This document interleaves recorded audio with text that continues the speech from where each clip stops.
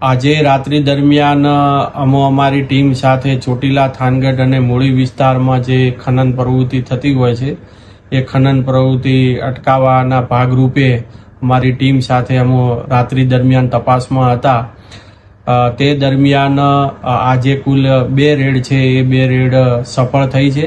જેમાં પ્રથમ રેડ છે એ સવારે 6 થી 7ના ગાળાની અંદર ચોટીલા તાલુકાના નાવા ગામે સરકારી સર્વે નંબરની અંદર ખનન કરાવતા સરપંચ લાભુભાઈ દેવાભાઈ અઘારા ત્યાંથી એક લોડર મશીન અને એક ટ્રેક્ટર ટ્રોલી સાથે 21 લાખનો મુદ્દામાલ જપ્ત કરવામાં આવેલ છે.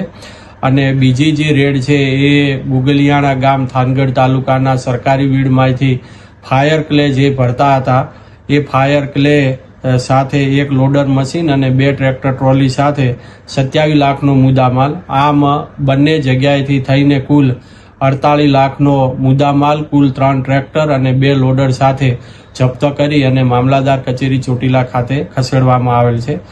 આ જે ગુગલિયાણા ગામે જે ખનન કરાવનાર, વાહન કરાવનાર કાનાભાઈ બાથાભાઈ રાઠોડ રહે ખાખરાળી, તાલુકો થાનગઢ છે. આ તમામે ઈસમોને આઈડેન્ટિફાઈ કરવામાં આવેલ છે અને આ બંને ઈસમો સામે કાયદેસરની કાર્યવાહી હાથ ધરેલ છે.